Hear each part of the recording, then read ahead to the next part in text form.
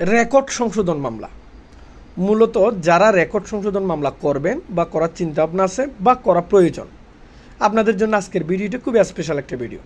কারণ এই ভিডিওটির মাধ্যমে বা এই ভিডিওটি দেখার পর আপনি অনেক কিছু রেকর্ড সংশোধনী মামলা করার পূর্বে কি কি প্রস্তুতি গ্রহণ করতে হবে এই বিষয়ে ধারণা আসবে আপনার।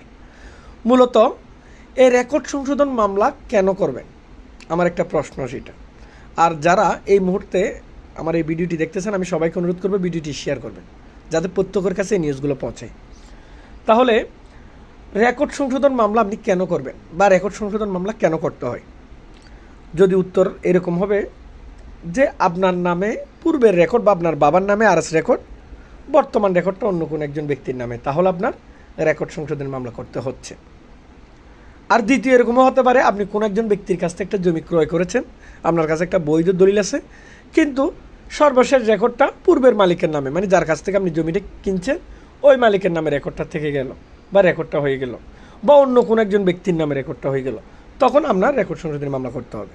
আপনি যার কাছে পরামর্শের জন্য যান সে বলবে ভাই ঠিক আছে আপনি রেকর্ড সংশোধনী মামলা করেন।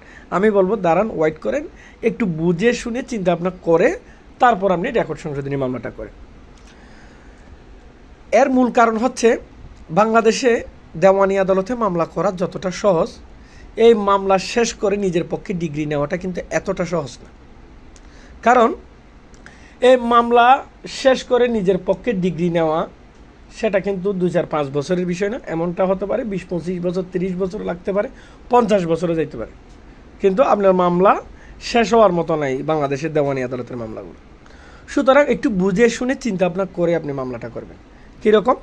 ধরেন আপনি আপনার বাবা আরএস রেকর্ডের মালিক ছিল বা এস রেকর্ডের মালিক ছিল, এখন আরএস রেকর্ড হয়ে গেল অন্য একজন ব্যক্তির নামে। আপনার মনে হচ্ছে আপনার বাবা এই ব্যক্তিকে জমিটা বিক্রি করে নাই, যেহেতু জমিটা বিক্রি করে নাই আপনার মনের মধ্যে কনফিউশন যে না এই জমিটা ভুলবশত ওনার নামে রেকর্ড হলো। তাহলে আপনি যার কাছে যাচ্ছেন সে বলতেছে হ্যাঁ ঠিক আছে ভুলবশত রেকর্ড হলো, আপনি একটা রেকর্ড সংশোধন মামলা করেন। কিন্তু একটা বিষয় চিন্তা করেন, কোন একজন ব্যক্তির নামে একটা রেকর্ড সৃষ্টি হওয়া মানে এমনি এমনি হয়নি, নিশ্চয় কোনো না কোনো কারণে কিন্তু রেকর্ডটা ওনার নামে সিজন হলো বা রেকর্ডটা হলো। সুতরাং আপনি হুট করে মামলায় না গিয়ে যে কাজটি করবেন সেটা হচ্ছে একটা ওয়ার্কিং ভলিউমের ড্রাফট উত্তোলন করবেন। ওয়ার্কিং ভলিউমের যখন আপনি একটা ড্রাফট উত্তোলন করবেন তখন আপনি জানতে পারবেন ওই ব্যক্তির নামে এই রেকর্ডটা কিসের ভিত্তিতে হলো বা কোন ডকুমেন্টসের ভিত্তিতে হলো। যদি আপনি এই জিনিসটা, এই সংবাদটা, এই নিউজটা নেওয়ার পর মামলাতে যান, তাহলে আপনার মামলা 75% কিন্তু এগিয়ে থাকবেন আপনি। কারণ 75% ডকুমেন্টস আপনার হাতে থাকবে বা আপনার প্রতিপক্ষের কাছে কী ডকুমেন্টস আছে সেটা আপনি জানতে পারবেন। তখন আপনার জন্য মামলাটা লড়া বা মামলাটা জেতাটা খুব সহজ হয়ে যাবে। আশা করি আপনারা বিষয়টা বুঝছেন।